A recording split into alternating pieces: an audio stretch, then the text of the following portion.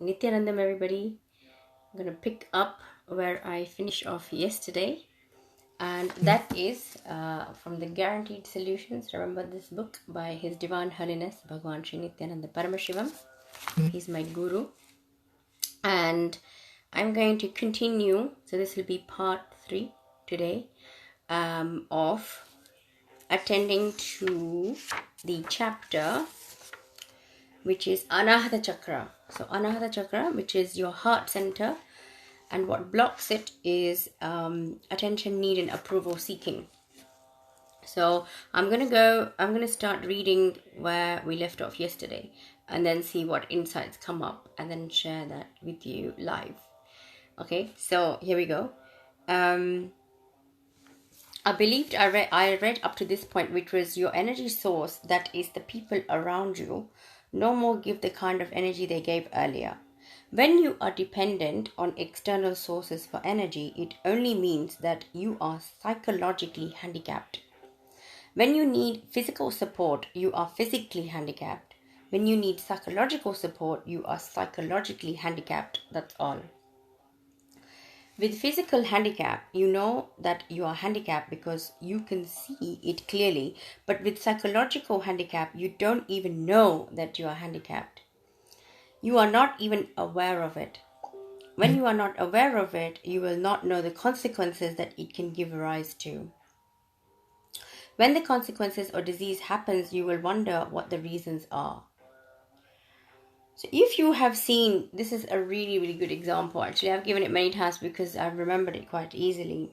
The example is from Guaranteed Solutions.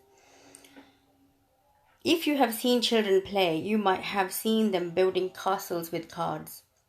They will place the cards at a certain angle to each other and build several layers of such patterns in a pyramid shape. It will be beautiful to look at, but if you remove even one card from the castle, from anywhere, the whole castle will collapse. The higher the castle, the more the chances of collapsing.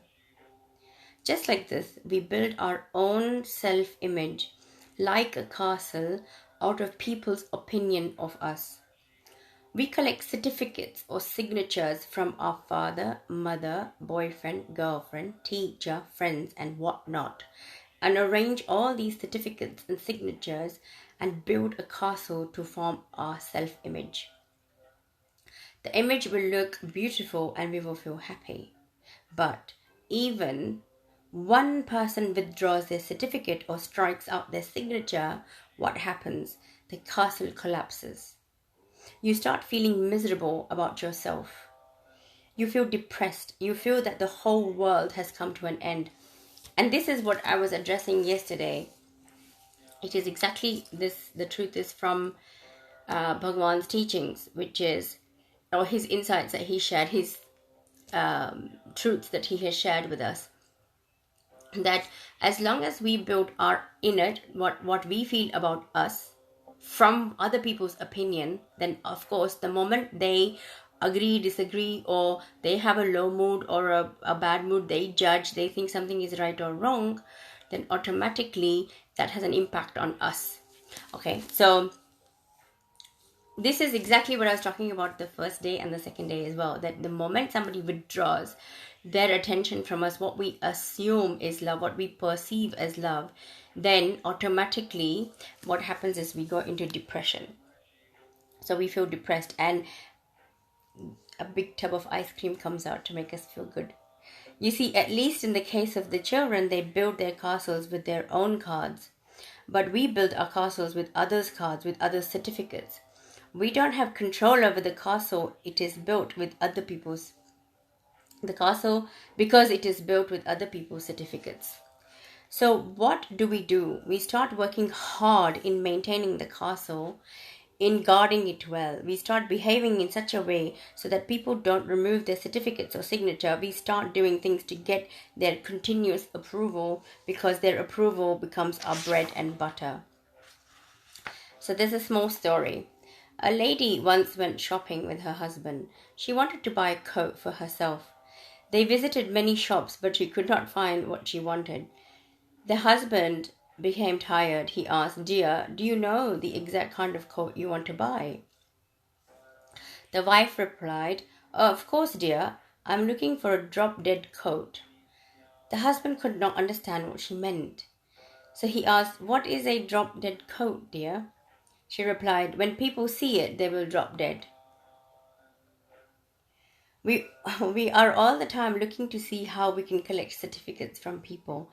Every action of ours is unconsciously related to what people will say to it, how people will react to it. For example, a bag may seem reasonably within your budget and it may have a lot of utility value also, but unconsciously, your mind will visualize you holding that bag and what others will think when they see you with it. Then you decide that it is not good enough for others to see you holding it. You start choosing again. But you will not agree that you are searching for certificates because it is an unconscious process in you. We become almost like a centipede. A centipede needs 100 legs to walk. Like that, we need the synchronous approval of everyone for us to walk in life. What happens if even one leg of the centipede is not all right? It will be stranded where it is. What happens to us when even our approval fails to be got? We fall into depression. It is so subtle, and really, as exactly what Bhagavan is saying, that when I've noticed this actually, that when it comes to, I conduct a lot of completion sessions, and when it comes to seeing patterns or blind spots, we really are, it's so subtle, we're not able to see it. So if there was a physical handicap or a physical issue in some way, then it's obvious to see if I get a cut on my cheek or my arm or my leg, or I hurt myself somewhere. It's easy to see, but the internal wounds that we're carrying, we're so busy masking it on the outside that we are not actually looking inside to see what's actually going on. And we're already playing multiple games, but what is inside us, we don't always show it outside. Outside, we mask it to be perfect. And it is all based, it's all very societal, it's all based on what other people are going to think of us. So if I don't, we even start behaving a certain way because we are afraid of losing love. In a relationship, for instance, I don't want to upset my husband, I don't want to upset my wife, I don't want to upset my girlfriend, my boyfriend, I don't want to upset my brother, my sister, my father, my mother, whatever it is. It's almost like if we start doing things that we want to do, how we want to do them, then there is a danger that that love that we perceive as love is going to be withdrawn from us, and when it's withdrawn, we will feel pain, and that pain we want to avoid. So then we continue to be puppets to this approval seeking and attention need. Have a look, just contemplate on the words Bhagavan has shared. Contemplate and see if that is something that you're doing in your life. I know I have checked, and I know I have done it, and subtly probably still do it on many levels for many things. But most often, whenever there is a threat of some sort that the person is going to take away their appreciation, their love, their approval from me, I don't worry about it. I do what is the most integrated thing for me to do at that moment in time.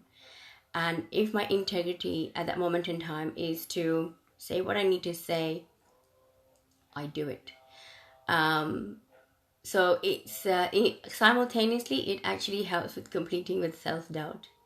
So multiple layers here, going on. It's an interesting chapter for me to read back because I read this chapter like a long time ago, and I read it multiple times. I've visited this content many times, many years ago, but it's good to go through it again now.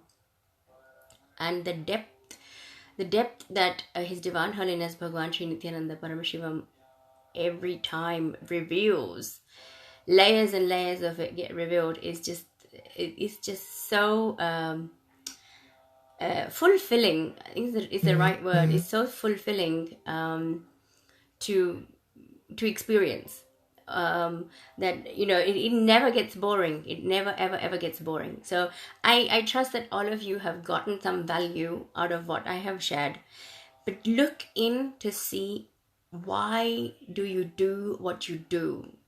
In your day-to-day life, why do you do what you do? Do you do to fulfill yourself, or are you doing because you need to turn up a certain way to be accepted by society? Now, take my hair for instance. I was born with alopecia, okay? So in society, this is not acceptable. For a long time, a female not having long hair was not acceptable.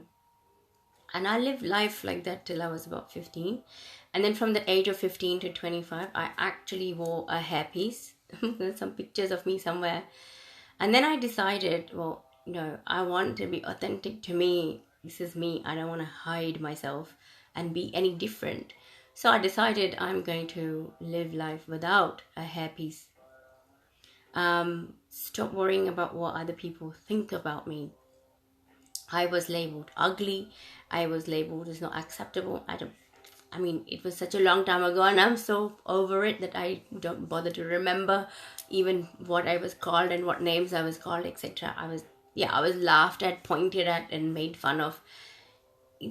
It's how people are. Maybe that's how they handle what is different. Who knows? But what I'm really, really happy to do, I'm happy that I did, is that I didn't allow myself to be shrunk because of what people are going to think of me. And I would say it's quite, of course, it's liberating. I may have really been a little awkward at times, and maybe even a bit fearful of being laughed at, or being made fun of, embarrassed, shame, whatever it was. But I kept completing, and I'm glad that I've got to a point where I don't really, it's like, okay, this is who I am. Like it or not, this is who I am. So there you go, not worrying too much about people's approval, because they change. And living life according to other people's ups and downs is just torture, I feel, and triggers a lot more pain. So moral of the story for today is get to know who you are, and delve into the journey of self-discovery, true self-discovery, and start appreciating who you are for what you are. And ultimately, as Bhagavan will have us experience, and he keeps pointing out again and again that I am Paramashiva, I am the ultimate source, and spending my time experiencing that instead of worrying and spending time thinking about what other people are going to say and running around pleasing them. So where I'm going to spend time anyway, I may as well spend time discovering myself, being on that journey, being on that adventure, and seeing what are the qualities of super consciousness and how do I radiate them. So I would invite you to also do the same. If you want to know more, you can leave comments for me, and I will happily answer your questions. I'll be on YouTube as well. I'll share the same video on YouTube as part 3. Okay, so part 3 of the Anahata Chakra from the Guaranteed Solutions, the book Guaranteed Solutions, which covers all 7 chakras. And I happen to work with the heart center, Anahata Chakra. One that cannot be created, that which cannot be created. That's what we caught up, we started with learning about in the first part of this video that I did. So I look forward to seeing you again. Now, all of the people that have been watching, Veronique, she on the Dharmadeva, Rafaela, Nyan Raj Krish, Bambadi, and Anason, Nithyanandam. Hello everybody, Nithyanandam everybody. I look forward to your comments. If there's something that you feel that will add to my expansion, please share. I'd like to learn more. And I'll see you soon. Nithyanandam, take care.